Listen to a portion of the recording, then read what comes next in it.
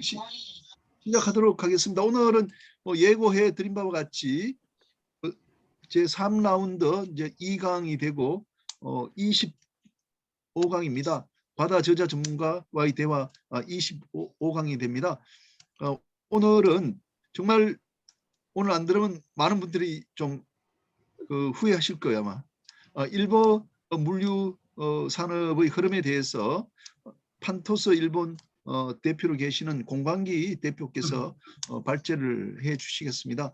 PPT 자료가 이미 배포가 됐는데 아주 좋은 내용을 갖고 계십니다. 공광기 대표님, 공 네, 대표님, 반갑습니다. 예, 좀 부탁드리겠습니다. 예, 공 대표님은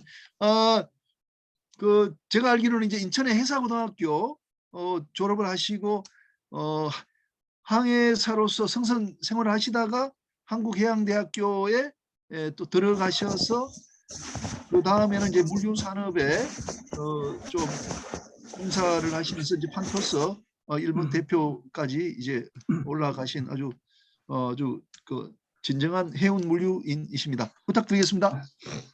예, 안녕하십니까. 방금 소개받은 판토스 일본 법인장 공강기입니다. 오늘 김인영 교수님 덕분에 많은 분들께 인사드리는 시간이 마련돼서 감사한 마음입니다. 이 자리를 빌어서 다시 한번 교수님께 감사의 말씀 드리겠습니다. 감사합니다, 교수님. 저는 방금 전에 김인영 교수께서 소개해 주신 대로 한국해양대학교 해운경영학과를 졸업을 하고요. 현재 판토스 일본 법인에서 근무를 하고 있습니다. 올해로 일본에 온 지 4년차를 맞이하고 있고요. 연말에는 이제 한국으로 이제 복귀할 예정입니다. 복귀해서도 이런 자리를 통해서 또 만나뵐 수 있었으면 좋겠다는 생각을 갖고 있습니다.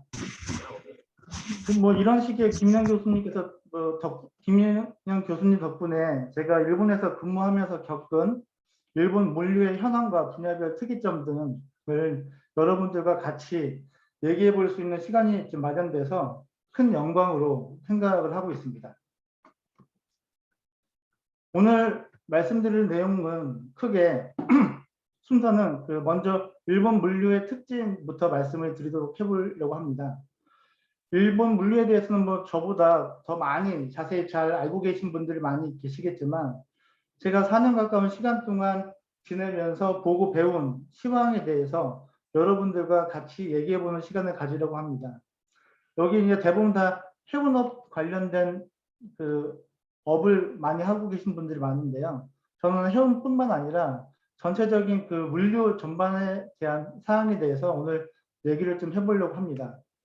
한 40분 정도의 한 3, 40분 정도의 일부 시간이 끝나면 10분 정도 휴식을 하면서 휴식 시간에는 제가 일본 와서 여행을 하면서 찍은 사진을 여러분들께 좀 보여드리기 위해서 좀 준비를 했습니다. 군마현에 있는 오제라는 곳이 있는데요. 오제는 일본의 국립공원 중 하나입니다. 일본에서 이제 지내면서 한 봄, 여름, 가을 이렇게 3차례 방문을 했었는데 이런 찍은 사진 보시면서 일본 풍경이 이렇구나, 풍광이 이렇구나 생각하시면서 리프레시하는 시간도 가져보도록 하겠습니다. 2부에서는 현재 지금 코로나를 겪고 있는데 이런 코로나 시대를 겪으면서 일본이 겪고 있는 사회적 경제적 영향과 이런 영향들을 어떤 방법으로 극복해 나가려고 노력하고 있는지에 대해서 제가 좀 조사한 부분에 대해서 말씀드리려고 하고 있습니다. 마지막으로는 여긴 또 일본에서 근무하시는 분들 많이 계신데요. 궁금하신 사항이라든지 서로 알고 있는 사항에 대해서 정보 공유하는 그런 시간을 가져봤으면 좋겠습니다. 그럼 먼저 강의에 앞서서 우리가 생각하고 있는 일본에 대해서 간단하게 좀 정리를 해보면 좋을 것 같다는 생각을 먼저 해봤습니다.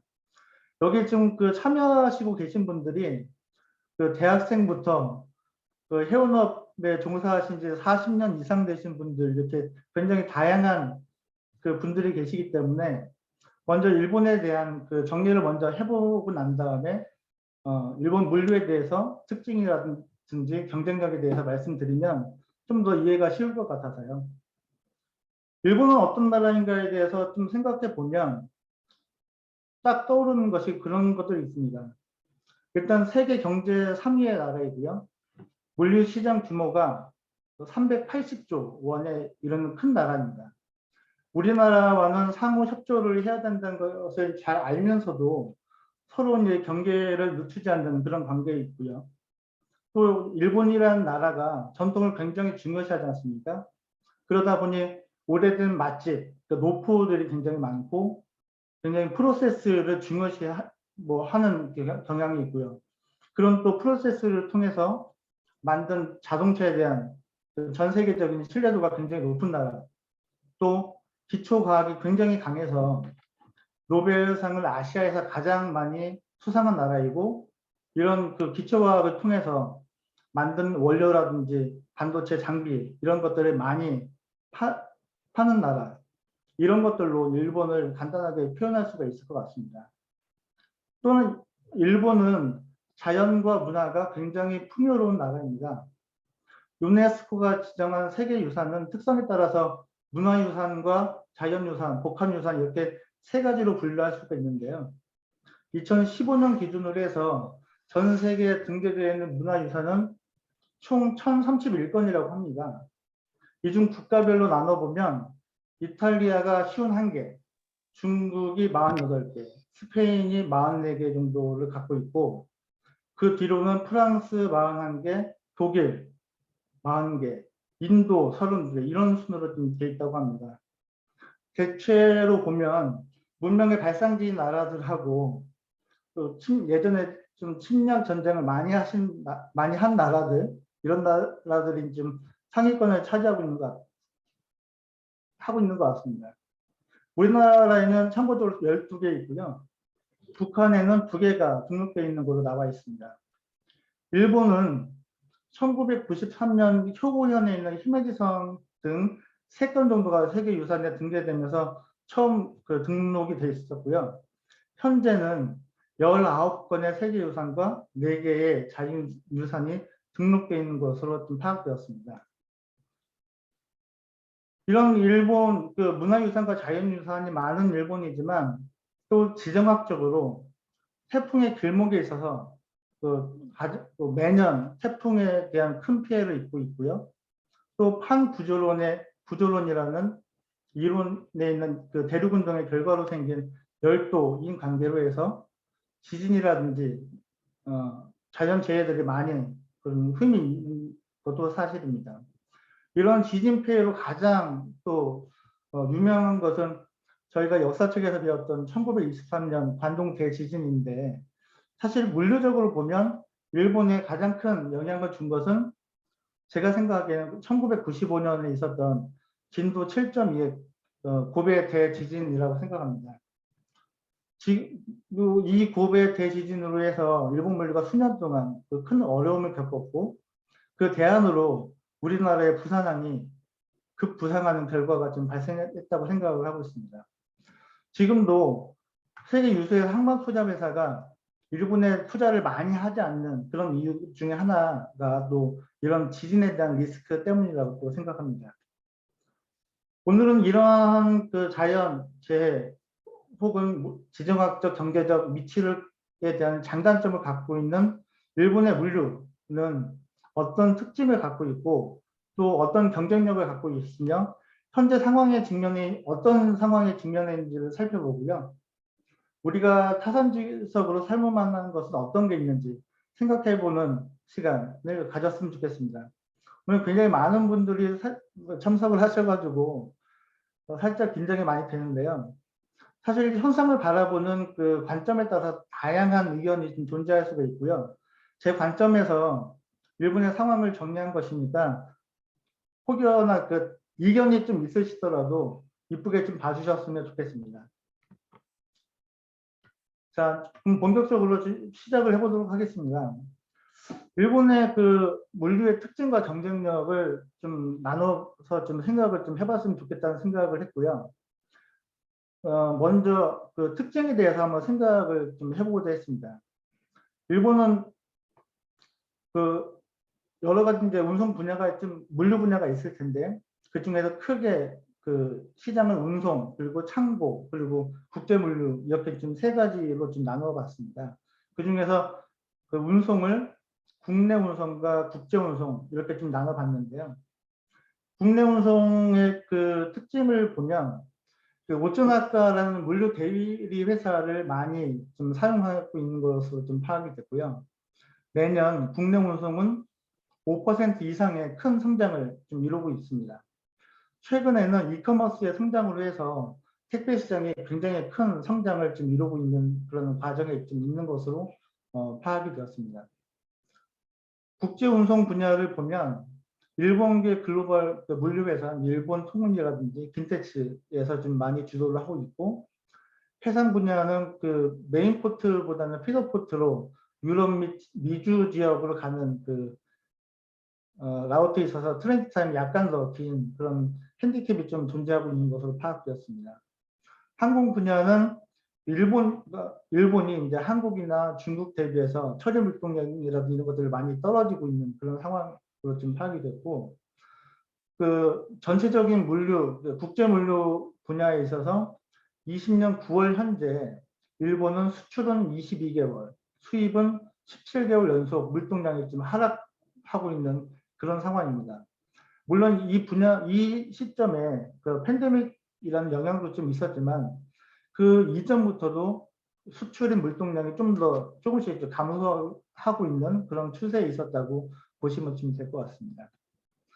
창고 분야를 일반 창고와 저온 창고, 보생 창고를 좀 나눠볼 수 있는데, 일반 창고는 현재 그 창고업에 대해서 나중에 좀 제가 자세하게 말씀을 드리겠지만, 그 물류 사업자들이 개발을 하기보다는 미찌라든지 뭐 스미토모 같은 부동산 그 회사든지 그런 개발사들에 의한 개발이 좀 많이 좀 이루어지고 있는 상태고, 현재 그 창고 같은 경우는 작년 그 발표된 바에 의하면 도쿄 인근의 창고의 그 공실률이 0.8%밖에 안 될 정도로 굉장히 그 창고가 다양하게 많이 좀 쓰여지고 있어서 그 창고에 대한 그 수요가 굉장히 많이 좀 발생되고 있는 그런 상황으로 지금 보이고 있습니다.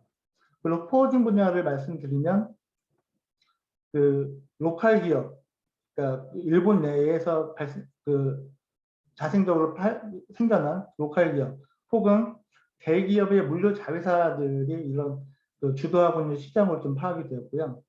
통관이라든지 항만 하역들도 지역 업체라든지 뭐 대기업 자회사가 주도하는 그런 분야로 좀 많이 파악이 되었습니다. 이런 그 특징을 갖고 있는 일본의 그 물류 경쟁력을 좀 확인해 보았습니다. 세계은행 그 홈페이지에 가보시면 LPI라는 지수가 있습니다. 이 LPI라는 지수는 크게 통관, 인프라, 그리고 국제운송, 물류 경쟁력, 화물 추적 이런 여러 가지 요소들을 국가별로 측정을 해서 국가 전체의 물류 경쟁력을 측정하는 그 지수라고 보시면 되겠는데요. 일본의 경우는 2016년에 12위를 했는데 2018년에는 무려 5위, 한 7배 단위 뛰어 올라서 5위를 차지했습니다. 한국의 경우는 2016년 24위에서 2018년 25위, 물류 국가라고 할 수 있는 싱가포르이 2016년 5위에서 2018년 7위를 했고요. 1위는 2016년, 18년 연속해서 독일이 차지를 했습니다. 2018년 기준으로 봤을 때 일본의 물류 경쟁력은 싱가포르를 훨씬 좀 상회한다 이렇게 보셔도 좀 될 것 같습니다. 참고로 이 지수는 2년마다 공개되고요. 2020년 자료는 아직 공개되지 않아서 약간 예전에 그 자료를 제가 좀 보여드리고 있는데 2020년 자료는 나중에 개별적으로 그 사이트에 세계 월드뱅크 치고 들어가시면 됩니다. 사이트를 이제 들어가셔서 확인해 보셔도 좀 좋을 것 같습니다.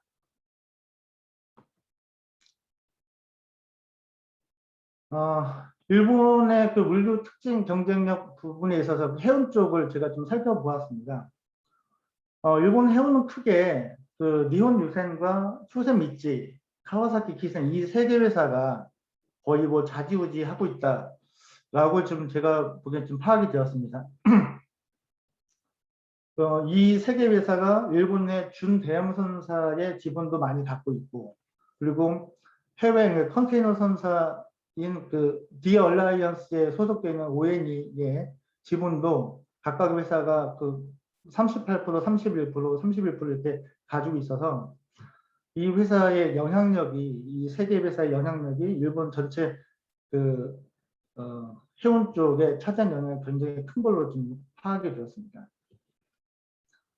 니혼 유센은 일본 내 매출액 1위 업체로 좀 파악이 됐고요. 계열사로는 유센로지와 일본 그 화물항공을 좀 가지고 있는데 매출액 그 선대 규모가 한 700척, 직원 수가 한 3만 5천 명 정도로 좀 파악이 됐고 매출액은 1조 7천억 엔, 영업이익이 그 재작년 기준 2020년, 19년 기준으로 해서 386억 엔 정도가 지금 파악이 됐습니다. 일본 내 매출액 탑을 찍고 있고, 뭐 미쯔비시의 그 원조가 됐던 그런 기업이라고 좀 제가 좀 들은 바가 좀 있습니다. 다음은 이제 쇼생 미츠인데요. 또 그 니혼 유센 같은 경우는 준대형 선사인 그 NS 유나이티드라는 그 회사의 지분을 좀 갖고 있는데, 이런 그 NS 유나이티드 카이온의 그 지분을 18% 정도 갖고 있습니다. 이 최대 NS 유나이티드의 그 최대 주주는 일본 제철이 되겠는데요. 또한 그 니혼 유센의 에서 좀 지분을 30% 갖고 있는 NS 유나이티드 대양해운이라는 그 회사 자회사를 통해서 일본 내 그 중소도시를 연결하는 그 사업까지도 좀 많이 좀 하고 있는 그런 상황입니다. 다음은 쇼센 미츠라는 회사에 대해서 좀 살펴보았습니다. 쇼센 미츠는 선대 규모는 그 니혼 유센보다 좀 많은 742척인데요. 매출액 규모가 좀 니혼 유센보다 좀 작아서 2위로 제가 좀 분류를 했습니다. 매출액은 1조 2천억 엔 정도가 됩니다. 직원 수는 한 8,900명, 영업이익은 한 237억 엔 정도 좀 되는데, 이 회사도 이제 그 도쿄만 그 전역에 그 예인선 서비스라는 도쿄 키센이라는 그 회사의 지분을 갖고 있으면서 사업을 좀 확장시키고 있는 것을 좀 파악이 됐습니다. 마지막으로 카와사키 키센은 그 내항 및 그 페리 성립 주요력 회사로 좀 알려져 있는 카와사키 킨카이 키센의 51% 지분을 갖고 있습니다. 선대 규모는 468척 정도의 매출액 규모가 7,350억 엔 정도 지금 되고 있는 것으로 이제 파악이 됐습니다. 이 밖에도 아까 잠시 말씀드렸던 컨테이너 선사인 ONE도 이 세계 선사가 지분을 갖고 있습니다. 니혼 유센이 38%, 쇼센 미츠가 31%, 그리고 카와사키 키센이 31%의 지분을 갖고 있습니다. 일본 그 해운업계는 뭐 작년 뭐 대한민국도 마찬가지겠지만 미중 무역 마찰 심화에 따른 영향과 그리고 또 코로나의 직격탄을 맞고 있으면서 2020년 해상 운송량이 좀 큰 폭으로 좀 감소되었습니다. 이로 인해서 또 해운 회사의 데미지가 상당했고요. 그리고 또 일본 해운 회사들이 대부분 보면 자동차 전용선이라든지 벌크선 뭐 이런 그 ONE로 통합된 컨테이너선으로 수익을 많이 됐는데, 이런 코로나로 인해서 자동차 판매 부진이라든지 철광석과 석탄 운송량 그 사용량의 감소로 인해서 운송량의 감소로 시황이 악화되고 있어서 굉장히 큰 어려움을 겪었는데, 작년 그 3분기부터 그 선임 인상 등 실적이 많이 좀 개선이 되고 있습니다. 또 선임이 좀 많이 좀 인상이 되면서 또 선주들, 그러니까 선주들인 용선료를 많이 올리는 바람에 매출액은 좀 늘고 이익은 많이 좀 감소하는 뭐 그런 상태에 좀 놓여 있다고도 좀 볼 수 있겠습니다. 자선과 용선으로 좀 나눴을 때 용선의 그 포션이 많이 큰 그 회사들이 좀 더 좀 큰 어려움을 좀 겪고 있는 것을 좀 파악이 됐는데, 좀 이런 어려움들을 좀 잘 그 헤쳐나가야 된다고 생각이 됩니다. 그 다음 장에서 보면 이제 그 일본발 그 해운 물동량에 따라서 이제 그 지역별 선임이 좀 많이 변동이 되고 있는데요. 지역별 선임 트렌드를 한번 제가 살펴보았습니다. 굉장히 많이 인상이 되었습니다. 정말 화주 기업들이 정말 악소리가 날 정도의 수준이 아닌가라는 생각이 들 정도인데요. 일본에서 일본 도쿄 요코하마 그 메인포트 기준으로 봤을 때 한국으로 나갔던 그 20짜리 컨테이너로 이제 말씀을 드리면 20년 3분기 때 96불 하던 게 최근에 이제 245불, 이제 255%. 중국 상해로 나가던 게 뭐 작년 3분기 때 이제 5달러 정도 하던 게 지금 한 20달러. 뭐 지금도 이제 큰 차이는 없지만 가장 큰 그 인상액을 보이고 있는 것이 이제 북미와 이제 유럽인데요. 롱비치 기준으로 작년 이제 3분기 때 한 1,500불 하던 것이 지금은 한 5,000불 정도 가까이 좀 반영이 되고 있고, 아마 3분기 때는 그 피크 시즌이기 때문에 이거보다 훨씬 더 많은 그 금액으로 인상되지 않을까라는 그 예상이 되고요. 지금 뭐 한간에 떠도는 얘기는 롱비치 기준으로 10,000불 이상 갈 거다라는 얘기도 지금 나오고 있는 그런 상황입니다. 동남아시아 그 방콕 기준으로 봤을 때 290불에서 현재 한 495불로 한 170% 인상이 좀 되었고요. 서남아시아가 저 첸나이 기준입니다. 600불에서 2,300불로 383%. 서남아 같은 경우는 유럽으로 가는 이제 길목이 뭐 있다 보니까 더 뭐 인상률도 좀 높았던 게 아니었나 좀 그런 생각이 들 정도입니다. 가장 큰 인상률을 보이는 게 최근에 또 수에즈에서 큰 사건도 한번 있어서인지 몰라도 유럽 향이 되겠습니다. 작년 600불 하던 게 지금 한 6,300불, 그 3분기 때 더 올라간다는 뭐 한 8,000불 정도 지금 얘기 나오고 있는데요. 현재의 금액으로 봐도 한 1,050불 정도, 1,050% 정도 인상이 돼서 화주 기업에 굉장히 큰 그 부담으로 좀 다가설 것으로 좀 예상이 됩니다. 그리고 이런 그 선임 인상 그 추세는 아까 또 잠깐 말씀드렸듯이 3분기에도 어느 정도 지금 지속될 것 같고요. 제가 보기에는 4분기 초까지도 한 10월 정도나 11월 정도까지도 좀 지속되지 않을까라는 생각이 듭니다.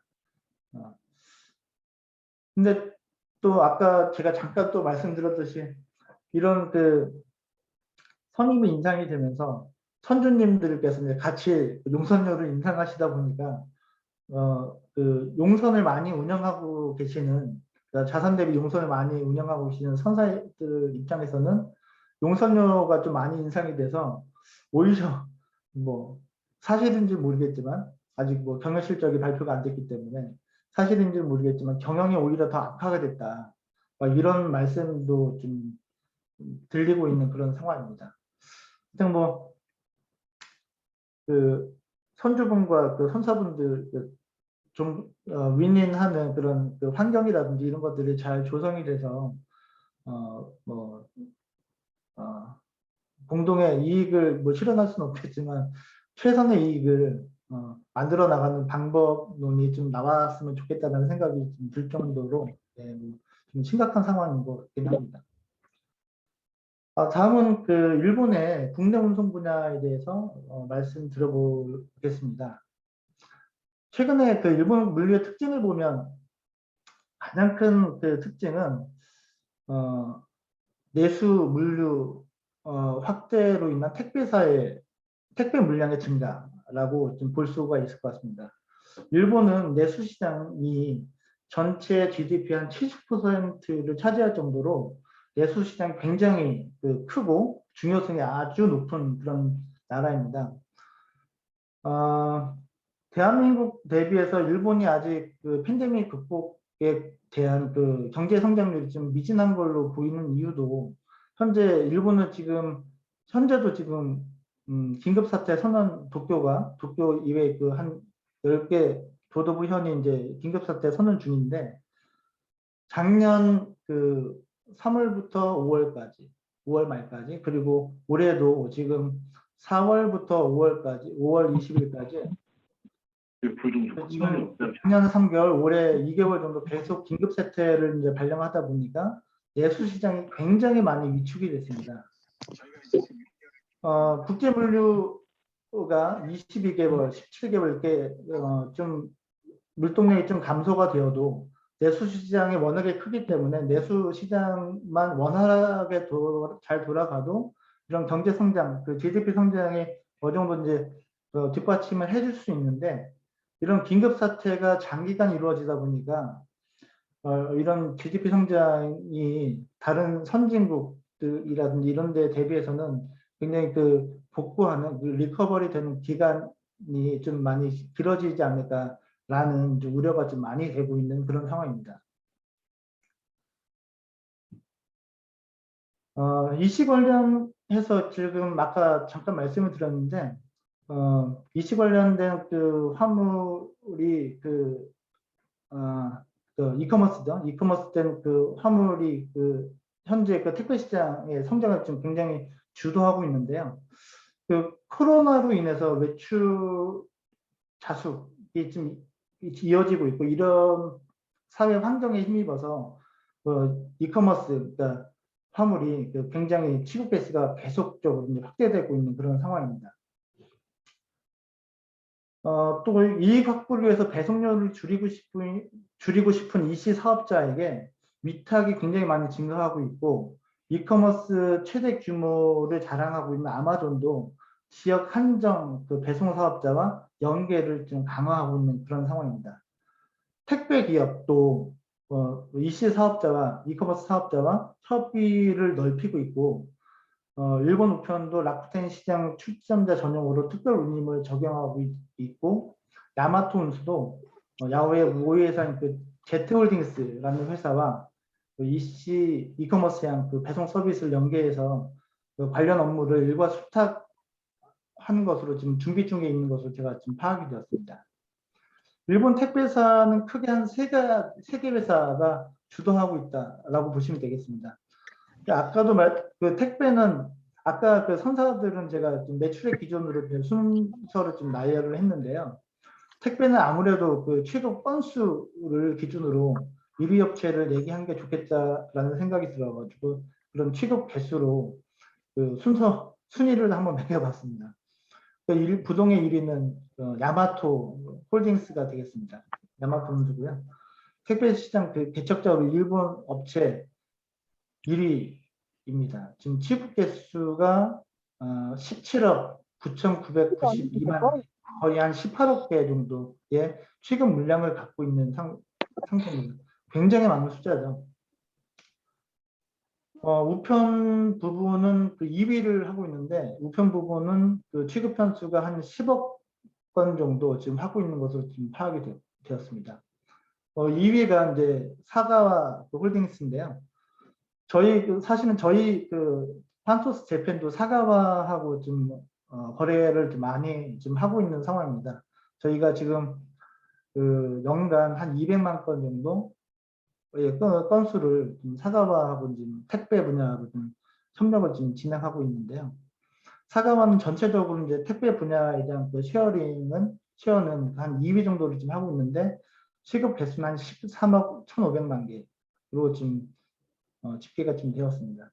매출이 1조 7천억엔, 영업이익이 754억엔, 굉장히 좀 최선성 관리를 잘 하고 있는 업체다라고 좀 생각이 되었습니다. 다음은 이제 재팬포스트인데 재팬포스트는 택배 숫자는 9억 한 7,500만 개 정도이지만 우편 개수가 굉장히 많습니다. 35억 6,800만 개 정도가 됩니다. 일본에서는 연하장을 많이 보는데, 연하장. 매년 그 연초가 되면 거래하고 있는 업체의 그 사장님들과 이런 그 연사장을 많이 보내는데요. 저도 이제 맨 처음에 2018년도 부임을 해서 좀 있다 보니까 연사장이 굉장히 많이 오더라고요. 제 이름 저는 아무도 모르는 사람들에게서 이제 연사장이 많이 오는데 한 뭐 100몇십 장씩 이렇게 오는 걸 좀 제가 좀 확인하고, 저희도 좀 보니까 뭐 한 300여 장 정도 이렇게 좀 보냈는데, 이게 하나당 그 한 180엔, 190엔 정도의 그 비용이 듭니다. 상당히 많은, 그 일본에 있는 전체 기업에서 이렇게 많은 숫자의 우편을, 연하장을 보낸다고 한번 생각해 보시면 이 우편 건수 35억 만 건이 왜 나온지가 좀 어느 정도 좀 이해가 되실 것 같고요.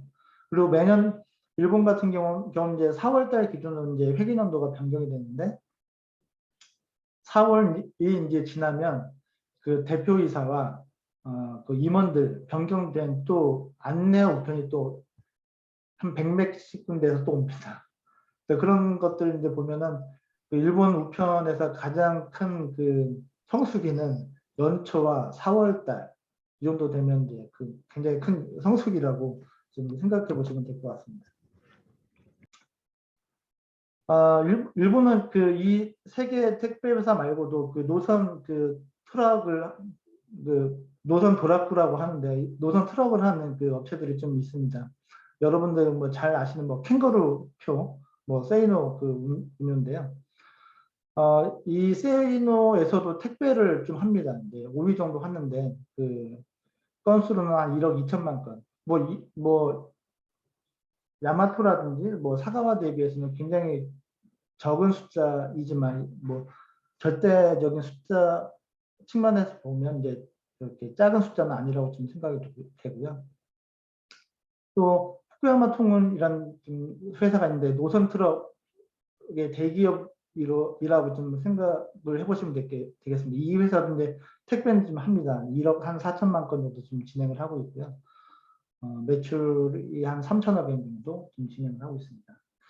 이 외에 3PL 업체로는 그 히타치 물류가 이제 일본에서는 이제 1위 업체로 좀 등록이 좀 돼 있고요. 그리고 뭐 2위 정도 된 데가 좀 있고, 이제 상큐라는 회사, 이제 저희 회사도 이제 이 상큐라는 회사하고 거래를 좀 많이 하고 있는데, 이 상큐라는 회사도 이제 그 지정된 그 구간에 대한 물류에 대해서 굉장히 좀 많이 강화된 그런 회사라고 보시면 됩니다. 그래서 일본의 국내 운송들을 보면 일부 그 택배라든지 그 노선 트럭을 갖고 있는 메이저급 회사들도 있지만, 일본에는 굉장히 땅이 굉장히 그 남북으로 이제 굉장히 길지 않습니까? 뭐 홋카이도서부터 오키나와까지 거리가 한 3,000km 정도가 되는데요. 그 일본 그 도쿄에서 홋카이도가 한 1,000km 정도 되고, 도쿄에서 그 큐슈까지가 한 1,000km 정도 됩니다. 또 오키나와는 약간 더 멀기 때문에 그 정도 좀 보자면 그 굉장히 길게 그 나라가 좀 돼 있다 보니까 한 그 회사에서 모든 걸 다 할 수가 없습니다. 네트워크를 그만큼 많이 뿌려놔야 되기 때문에 관리 비용이 많이 들어서, 그러다 보니까 로컬 그 기업, 로컬 운송회사 이런 것들을 많이 그 활용하는 그런 부분이 많이 있습니다. 그래서 여러분들께서도 혹시 나중에 뭐 일본에 있는 국내 운송업자들하고 그 거래를 하기 위해서는 큰 회사를 찾을 게 아니라 로컬 회사, 강소 로컬 회사가 많습니다. 강소 로컬 운송회사가 많기 때문에 그 강소 로컬 운송회사를 찾아보시면 굉장히 경쟁력 있는 부분을 좀 확보를 할 수 있을 거라는 좀 생각이 듭니다. 다음은 그 일본 물류의 특징 중에서 이제 창구 부분을 좀 한번 조사를 해봤습니다. 이 창구 부분은 전통적 창구 회사, 그리고 물류 사업자도 지금 많이 창구를 좀 하고 있기 때문에, 그리고 또 냉장 창구, 여기서는 칠드라는 좀 용어를 많이 씁니다. 네, 그런 이 세 가지 분야로 좀 나눠서 좀 생각해 봤는데,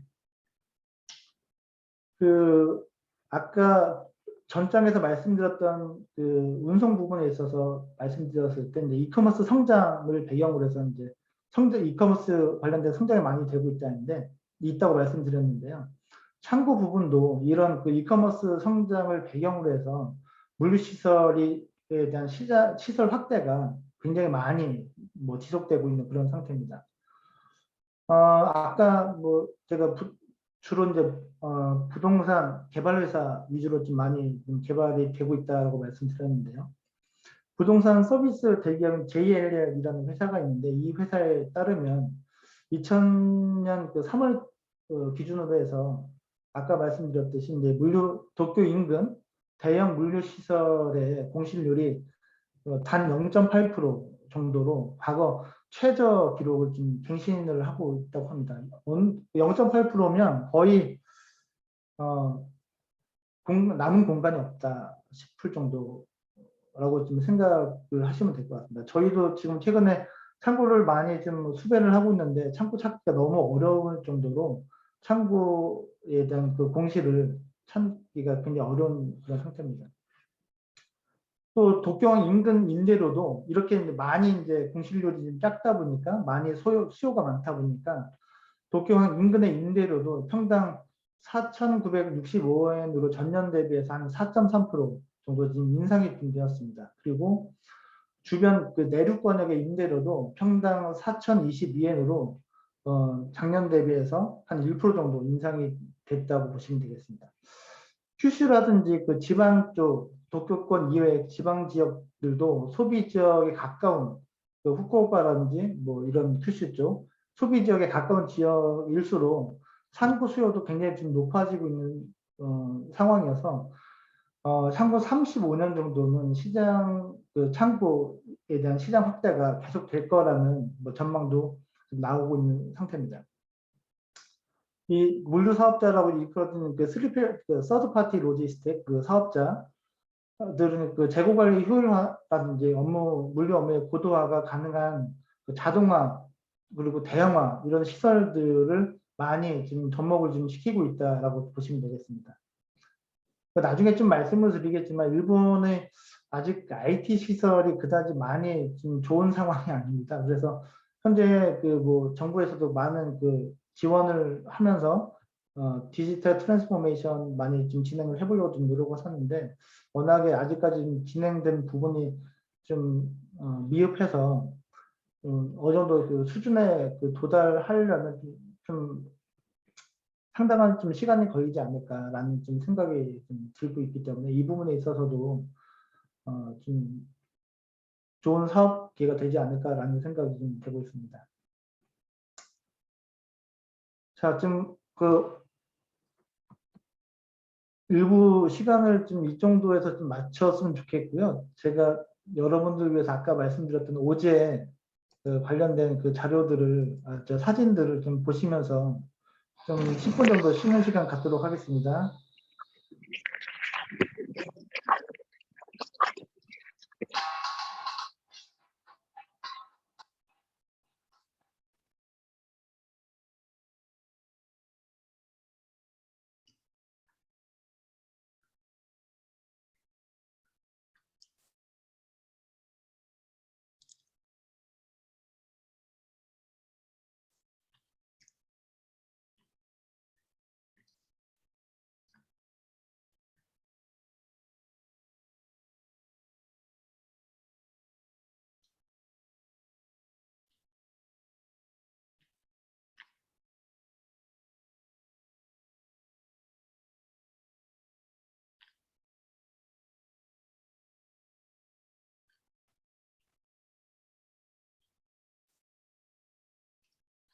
공 대표님 지금 뭐가 그 잘 안 되는 것 같은데 되나요?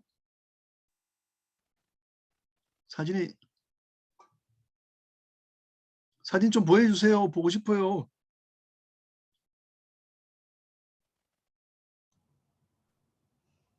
본인이 나왔는 것 같은데. 나갔어요. 잠시 치료 가는 것 같아. 아니 본인은 이게 뭐 되는 걸로 알고 예, 나간 것 되고 같은데 있는 줄 알고 나가시는 것. 뭐가 안 되는 것 같은데. 채팅해놨죠. 그냥.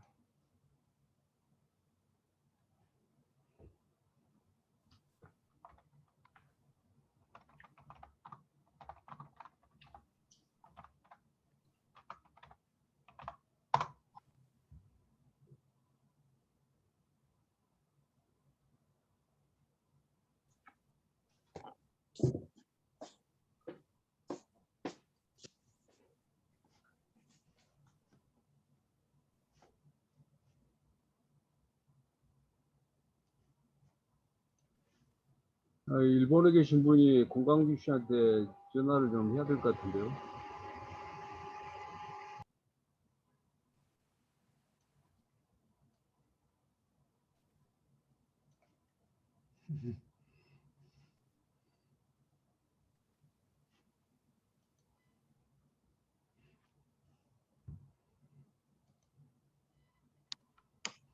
예, 제가 연락하고 있습니다. 지금 이제 들어왔네요. 나옵니까? 안 나와요. 공 대표님 사진이 안 나와가지고 안 한번 나옵니까? 예, 확인해 주십시오. 예.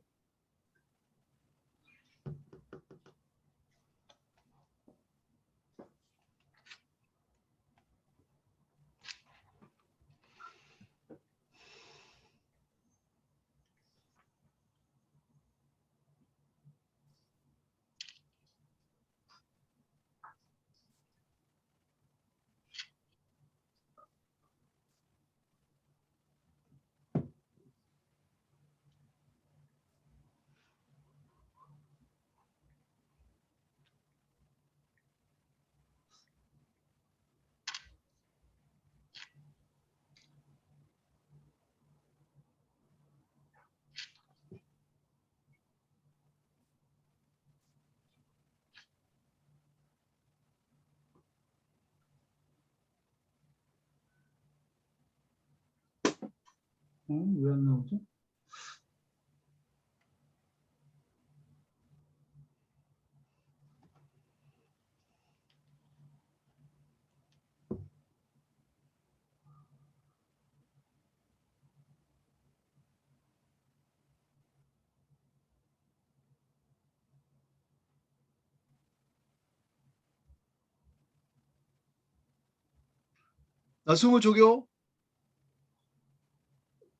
나승호 조교 좀 도와주세요. 그 공관기 대표님. 뭐 때문에 안 돼요? 잠시만요. 마이크는 꺼져 있는 상태인데.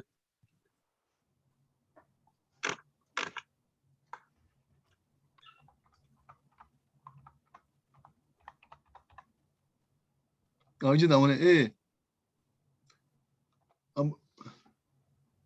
너무 많이 지나가 버렸는데. 처음부터 다시 틀어주세요. 처음부터 다시. 예. 와, 멋있다.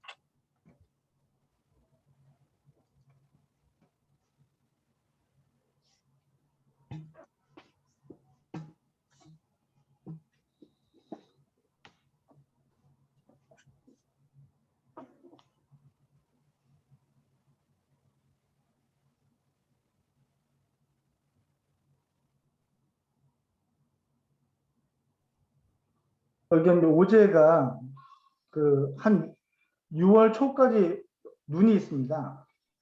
아, 그래요? 저번에 5월 초에 갔는데 눈보라가 서가지고 등산하다가 이제 다시 내려왔거든요. 이게 해발 한 2,000m 좀 넘다 보니까 네.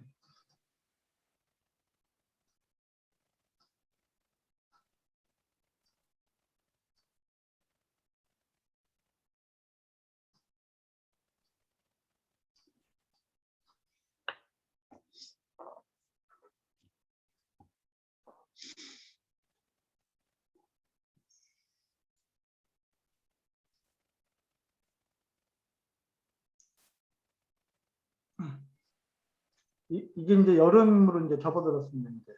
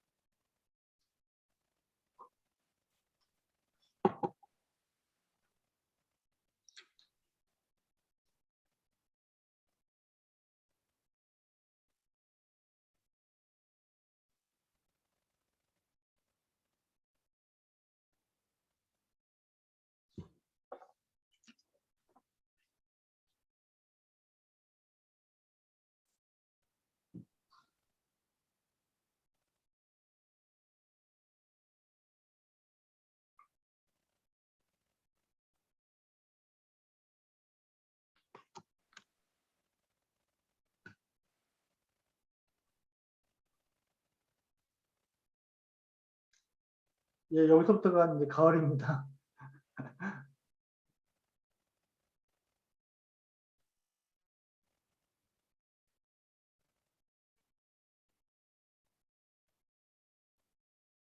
그러니까 여기가 이제 습지인데요.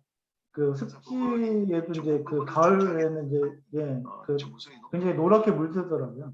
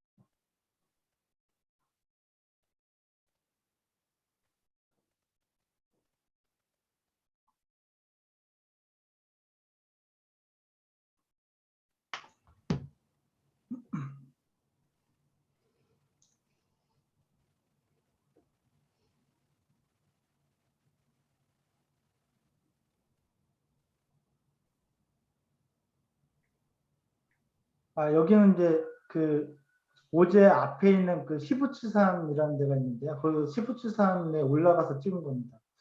그 일본에도 한국처럼 그 백대 명산이라고 있습니다. 그 시부츠산도 이제 일본의 백대 명산 중에 하나입니다.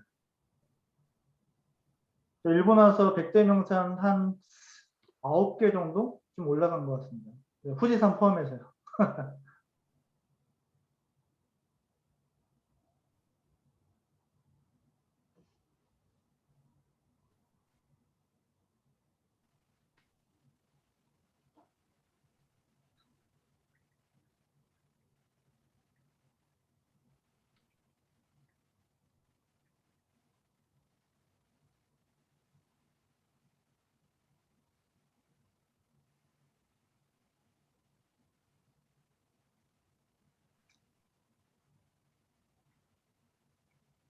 예.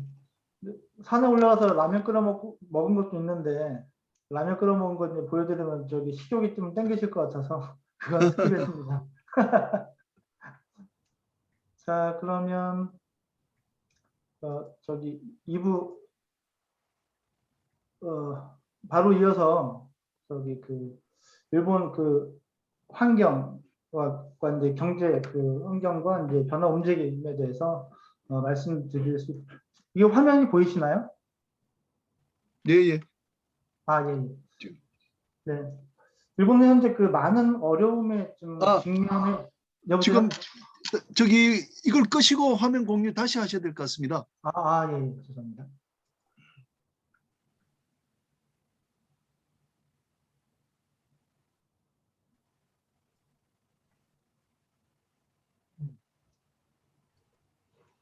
보이시나요?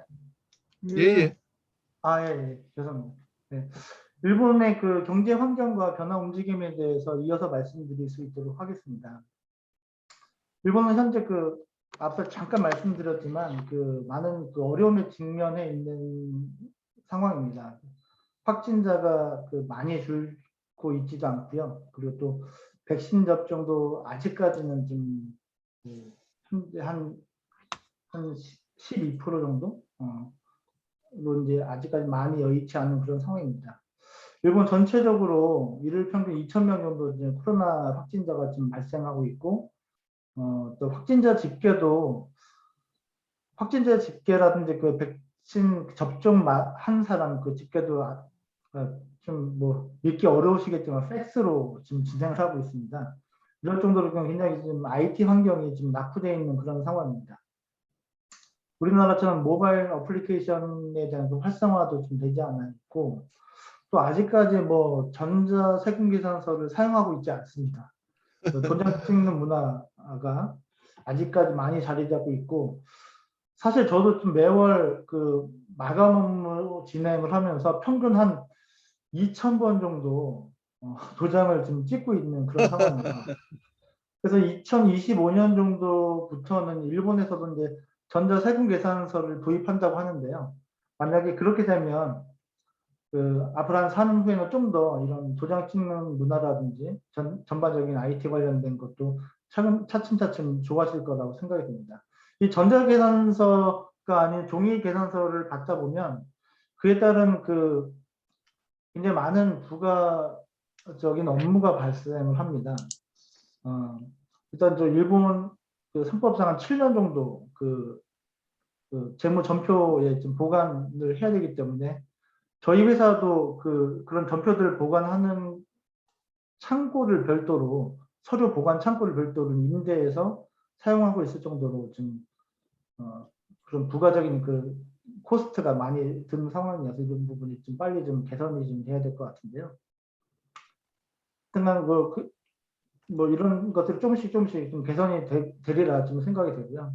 또 이런 상황들 때문에 그 코로나라든지 이런 여러 가지 상황들 때문에 많은 변화가 있는데 그 뭐 전 세계적으로도 이제 뭐 그 양극화 현상 이런 것들도 이제 많이 있지만 일본도 거의 비슷한 뭐 상황이 많이 연출이 되고 있는 상황입니다. 200년 전통을 갖고 있는 그 식당, 그 오사카에 본점을 두고 있는데 우성 스키 좋아하시는 분들 계실지 모르겠는데 미미유라는 좀 가게가 있습니다. 이 식당이 그 도쿄에 분점이 한 2-3개 정도 있었는데 모두 철수했습니다. 저희 회사 근처에도 이제 그 교바시점이라고 하나 있었는데 개인적으로 이제 폐업을 해서 지금 굉장히 아쉬운 생각이 많이 들 정도로 이런 그 노포들 이런 자영업자 폐업이 좀 많이 지금 일어나고 있는 그런 상황이고요. 또 이러면서 좀 또 하나의 그 변화가 신용카드 사용의 급격한 증가라고 좀 얘기해 볼 수 있겠습니다. 제가 처음 부임했을 때 2018년도에 그 신용카드를 많이 사용하지 않아서 직원들과 이제 저녁 식사를 하는 날에는 미리 은행에 가가지고 현금을 찾아서 가곤 했는데 최근에는 그 좀 큰 규모의 식당들은 그 신용카드를 받아주는 식당이 좀 많아져서 신용카드 사용량이 좀 많이 급증했다라는 걸 이제 피부적으로 좀 많이 느끼고 있는 그런 상황입니다.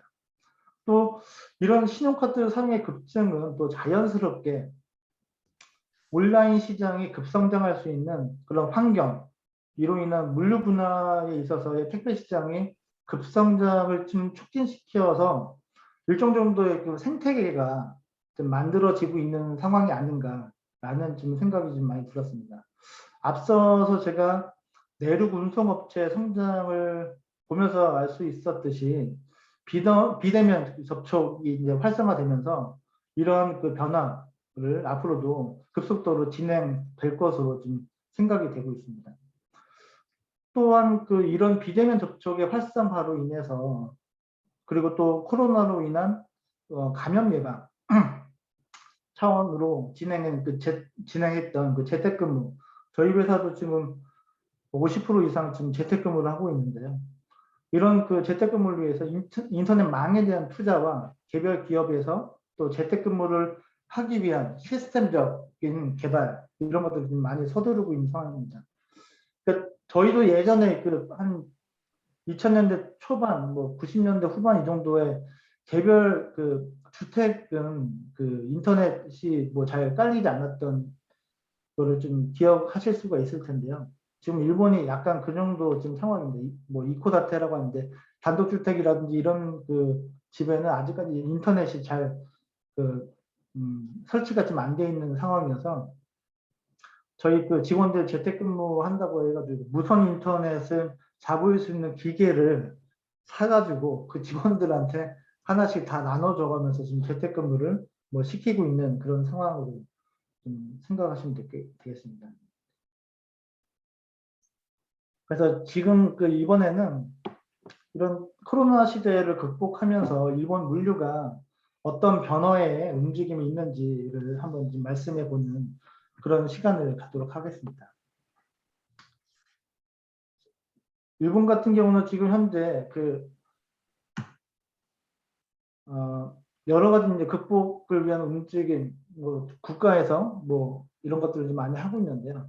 먼저 디지털 청이라는 것을 좀 마련을 했습니다. 일본 정부에서 그 마이넘버 카드, 현재 일본에는 이제 그 재료 카드라고 이제 주민증이 있고, 그리고 운전면허증, 그리고 마이넘버 카드, 이제 재무적 효용 그 사용을 위해서 이제 마이넘버 카드라는 거를 갖고 있는데, 이 세 가지가 하나도 연결이 되어 있지가 않습니다.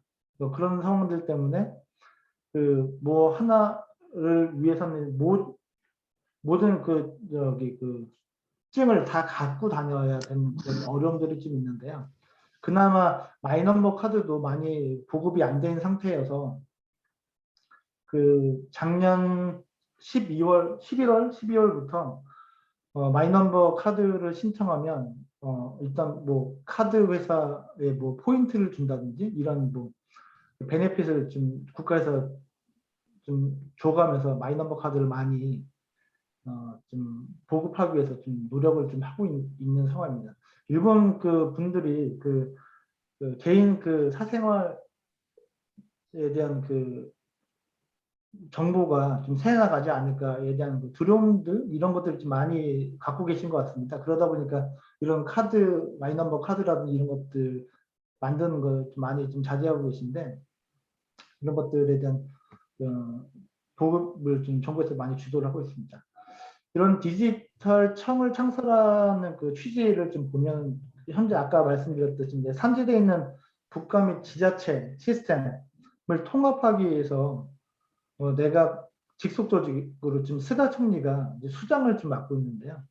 아까 말씀드렸듯이 이제 접종 현황이라든지 코로나 환자 발생한 부분 아직까지 팩스라든지 그 전화로 이제 확인을 하는 정도로 국가 및 지자체에 대한 통합 시스템이 좀 없다 보니까 이런 부분에 대한 그 어려움들을 좀 이런 팬데믹 상황에서 많이 좀 느끼면서 이런 부분에 대한 개선을 좀 하려고 좀 노력을 하고 있는 상황이고요.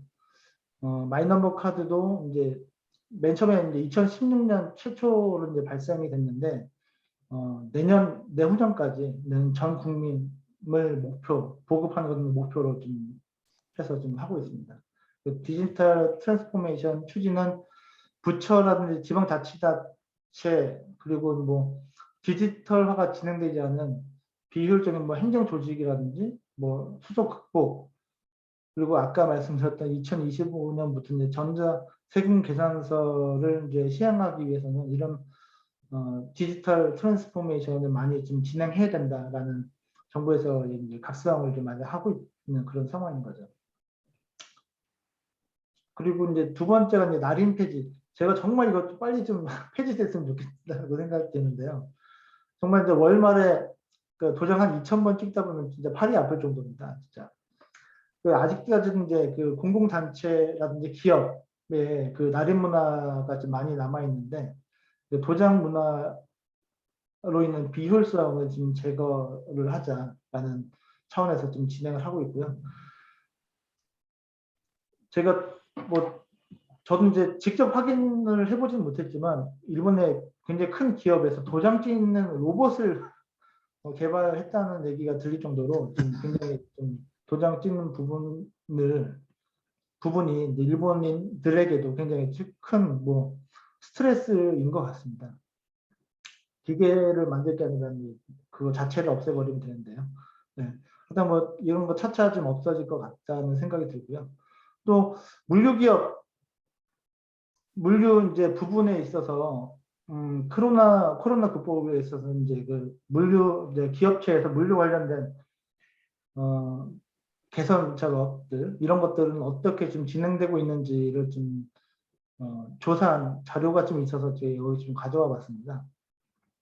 코로나를 이제 대응하기 위해서 어떠한 활동들을 하고 있는 기업이 있는지를 좀 확인을 해보니까 전체 53개사에 대해서 이제 조사를 해봤는데 그런 그 코로나 관련된 대응책을 좀 마련하고 있다라고 이제 대답을 한 회사가 총 한 30% 정도가 됐습니다. 17개 회사가 이제 코로나에 대한 대응을 좀 하고 있다고 했는데요. 그 17개 회사 중에서 70.6%에 해당하는 16개 회사가 물류 관련된 부분에 있어서 뭐 물 조건이라든지 뭐 이런 것들에 대해서 좀 그리고 물류 업체라든지 이런 부분에 있어서 이제 조건을 좀 변경을 하고 있다라고 이제 설문조사에서 이제 답변을 했고요. 그 16개사 중 대부분 뭐 한 80% 이상이 다 그런 물류 분야에 있어서의 개선을 해보니 정말 큰 효과 내지는 뭐 작은 효과가 있었다라고 좀 대답을 할 정도로 코로나 관련돼서 이제 그 기업체들이 많은 그 물류 분야에 있어서 그 개선 작업을 좀 실시를 하고 있고 할 예정으로 좀 조사가 좀 되었습니다. 그런 그 코로나 극복을 위해서 그 어떤 그 전략들과 어떤 구조 효율화를 이제 그 갖고 있는지를 좀 한번 살펴보았습니다. 그러니까 뭐 그러니까 사실 제가 이 자료를 이제 나중에 참고문헌 할 때 이제 말씀을 드리겠지만 이제 물류혁명이라는 그 잡지 물류 관련된 잡지가 있습니다. 연간 발행하는 이제 그 잡지인데요. 그 잡지에 나와 있는 부분을 좀 발췌해서 좀 가져와 봤습니다. 물류 전략 4C라고 했습니다. 컨비니언스, 뭐 리드 타임을 좀 줄여보자고 하는 거, 내가 갖고 있는 그 수단을 잘 조합해서 그 궁극적으로는 코스트를 좀 낮춰보자. 뭐 어떻게 보면 가장 일반적인 그 내용이라고 할 수 있는데 이런 그 그 전략들을 통해서 좀 그 비용들을 좀 세이브해서 어려운 상황들을 좀 극복해 보자라는 그런 전략들을 좀 마련을 하고 있는 것 같고요. 그리고 또 현재 일본에서는 이런 일반적인 전략 이외에도 물류 기업끼리 협력해서 극복하는 방안을 지금 모색을 하고 있는 그런 상황입니다. 그 리스크를 회피를 위해서 이제 상호 관계, 상호 협조를 통한 구조적인 그 개선을 좀 해보자라는 건데요. 그 예전에 그 공동물류라는 그 개념을 한번 들으신 분이 좀 있으실지 모르겠습니다. 일본에서 뭐 탄소 배출량 저감이라든지 뭐 그 작은 기업이 살아남기 위해서 큰 기업과 경쟁하려면 살아남기 위해서 작은 기업들끼리 뭉쳐서 대물량을 만들어서 한꺼번에 운송을 함으로 해서 전체적인 코스트를 다운시킨다는 그런 공동물류 개념을 한 번씩 이제 들어보셨을 텐데 그런 것들을 좀 넘어서 어떤 것을 좀 해볼 수 있을까? 이제 그때 공동물류는 이제 창고 부분도 있었지만 대부분 다 수배송 관련된 부분이 좀 컸다면 지금은 창고 부분까지도 그런 그 상호 그 협조를 통해서 해보자라는 것이 좀 나오고 있는 그런 상황 같습니다. 일단 그런 그것을 이제 실현을 시키려면 이제 표준화가 좀 필요하겠죠. 그 표준화를 통해서 각각의 각 기업에서 갖고 있는 거점이라든지 정보, 인프라 이런 것들을 공유시키고 이런 그 공유된 그 인프라라든지 거점들을 또 그 각각의 그 지역이라든지 이런 부분이 일본이 굉장히 땅이 좀 길게 좀 분포되어 있기 때문에 모든 기업이 각각의 지점을 다 관리하기엔 굉장히 많은 코스트와 인력이 좀 필요하기 때문에요. 각각이 갖고 있는 그 각 회사의 그 분산된 그 거점이라든지 조직을 좀 그 통합해서 같이 좀 활용해 보면 좋은 결과가 나오지 않을까라는 그런 개념 속에서 지금 뭐 움직임이 좀 이루어지고 있는 것 같습니다. 그런 것들을 통해서는 또 가장 또 필요한 게 이제 가시환제, 비저빌리티죠. 궁극적으로는 그 각각에 떨어져 있는 멀리 떨어져 있는 그 창고라든지 이런 그 거점, 그 인프라들을 내가 잘 관리를 하려면 비저빌리티, 가시성이 확보돼야 이런 것들에 대한 모니터링을 계속 실시를 하고 있고 그리고 또 변화된 상황에 대해서 그때그때 바로바로 그 대처를 할 수 있기 때문에 이런 것들을 이제 하기 위해서는 또 이제 이런 그 가시성 확보 이런 것들이 굉장히 중요하게 좀 대두되고 있고 또 이런 가시성을 확보하려다 보니 자연스럽게 IT가 또 수반이 되어야 된다는 또 그런 얘기가 나온 거죠. 그래서 그러기 위해서는 정말 그 일본에서는 이제 IT 쪽에 대한 그 개선 개발이 좀 많이 좀 지속되어야 될 것 같다라는 생각이 많이 들고 있습니다. 다음은 그 저희가 이제 운송 모드별로 어떠한 그 극복하려는 그 움직임을 보이고 있는지를 제가 한번 조사를 해보았습니다. 전 물류 기업들이 공통적으로는 뭐 아까 말씀 많이 드렸는데요. 재택근무라든지 화상의 그 활성화를 위해서 IT 분야에 대한 투자를 지속적으로 추진을 하고 있는 상황이고요. 이러한 기류 속에서 팩스 대신 PDF 파일이라든지 이런 메일이라든지 이런 것을 통한 업무를 많이 좀 활용을 제고하고 있다 이렇게 보시면 되겠습니다. 해운 쪽에서는 그 선하주간 BL 데이터 인터페이스를 확대를 추진을 하고 전자 BL도 많이 보급하고 있는 그런 그 상황입니다. 일본에서는 아직까지 저희는 좀 많이 그런 게 없었는데 이제 수입 인지를 아직까지 붙여서 이제 사용을 하고 있습니다. 인지 때도 지금 굉장히 좀 많이 나가고 있는 상황인데요.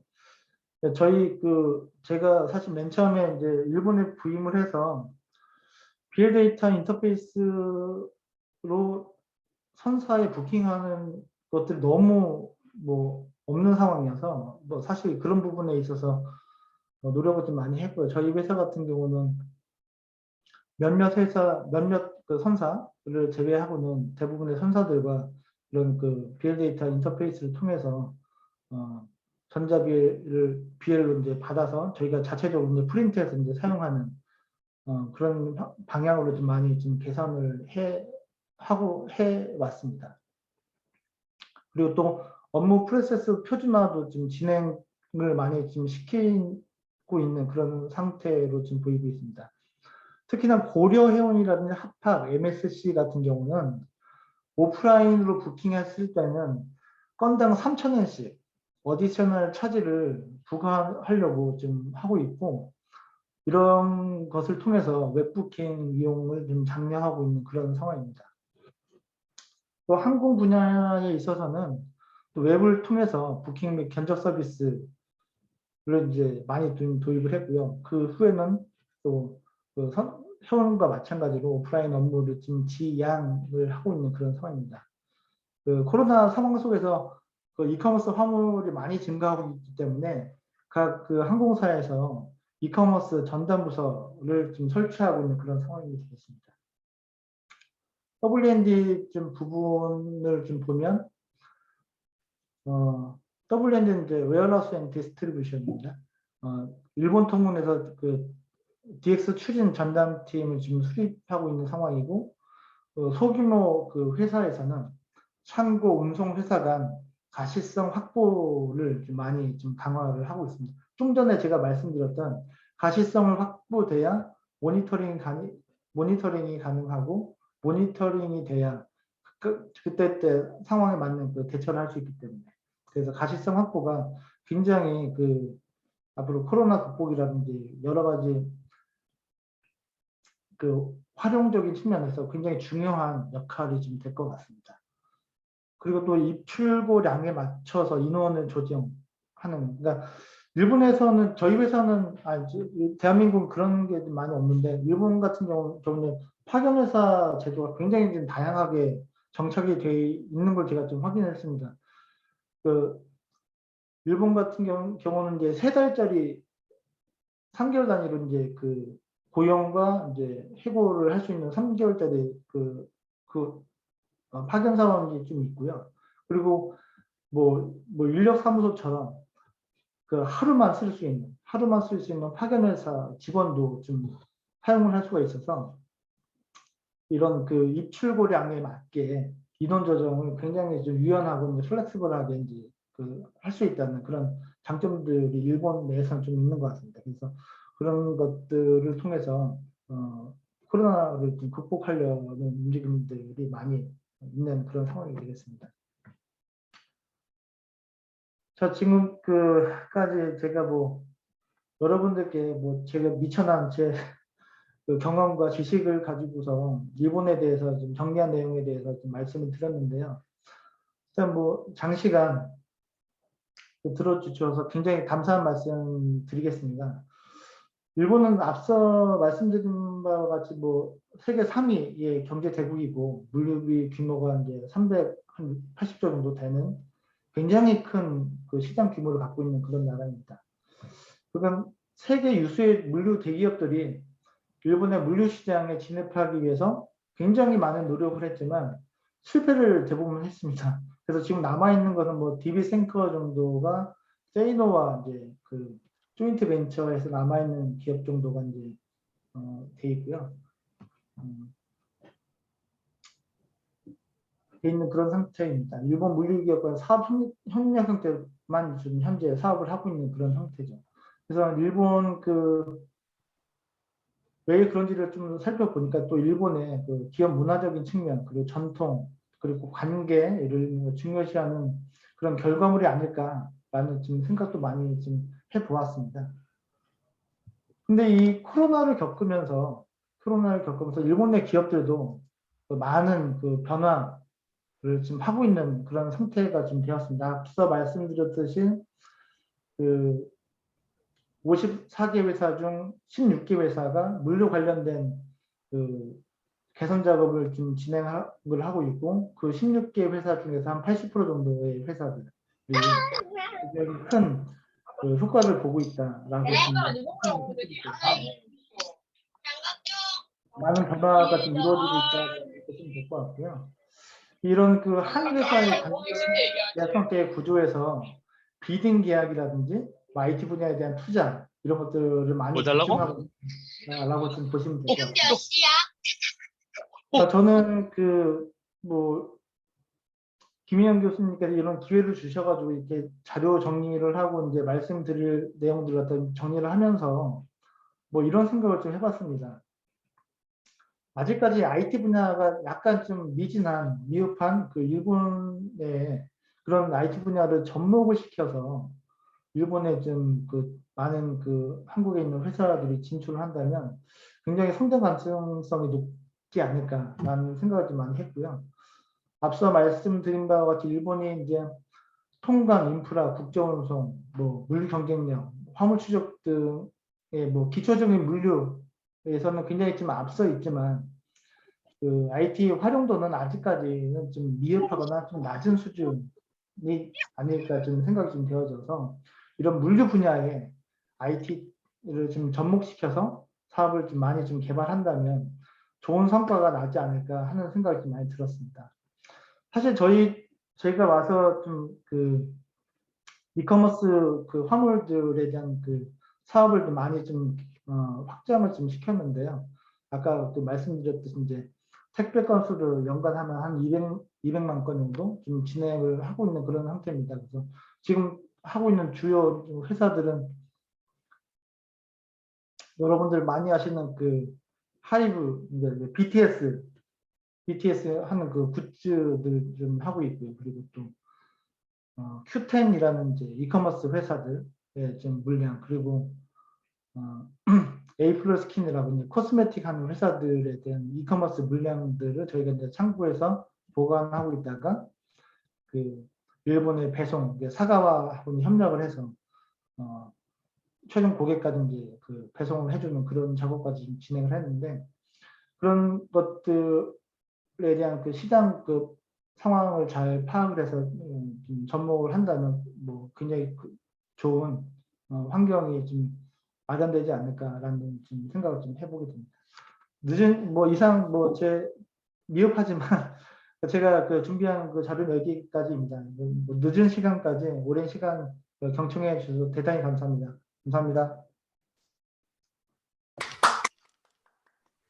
수고하셨습니다. 예, 수고했습니다.